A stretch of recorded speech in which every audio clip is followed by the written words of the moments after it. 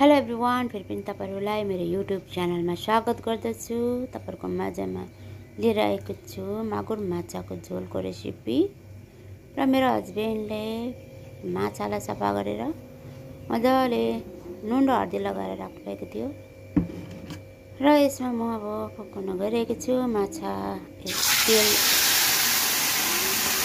गरम भइसकेको छ। यसमा राखेको माछालाई फ्राई गर्नेछु। मजाले माछा फ्राई भइसकेको छ।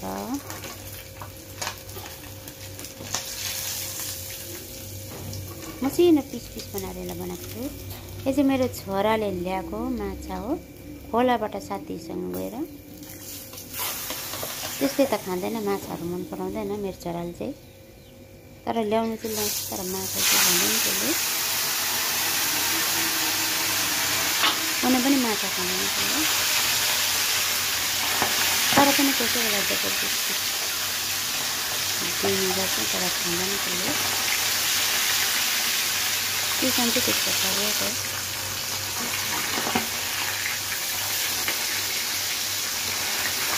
चाहिँ एकदमै प्रोटिन माछा हो। त्यसमा चाहिँ पोस्टहरू छ। यो चाहिँ लोकल खोलाको माछा हो।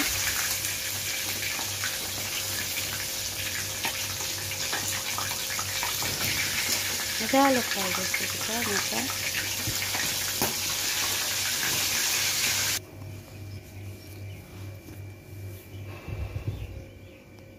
यसको लागि प्याज टमाटरहरू काटेको छु। मसाला रेडी गरेको छु। जिरा धनिया पाउडर, चिल्ली पाउडर, गरम मसला, तोरीको पाउडर। यो चाहिँ मैले मसला रेडी गरेको छु। र मैले प्याज हल्का ब्राउन फ्राई गरेको छु। यो मसला हाल्ने छु।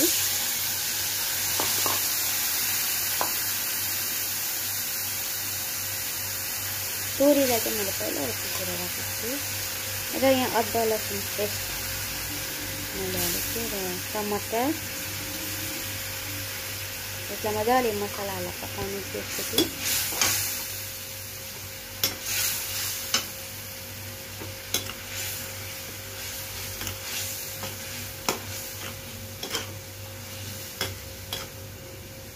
मसला मजाले पाकिसकेको छ।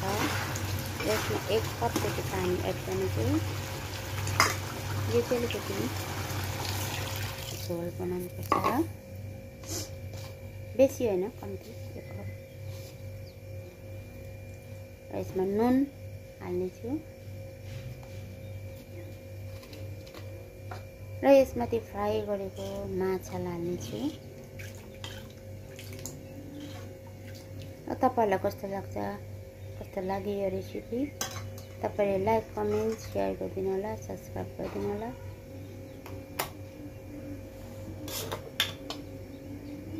फेरि पनि तपाईको माझमा नयाँ नयाँ रेसिपीहरू लिएर आउन सकौँ।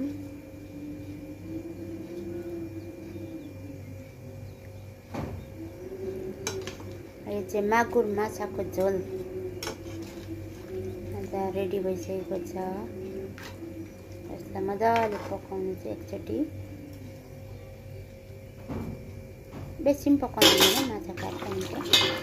र हल्का यसलाई उम्लेपछि चाहिँ यसलाई यहाँ माथिबाट तपाईँले हरियो धनिया गार्निस गर्नु सक्नुहुन्छ।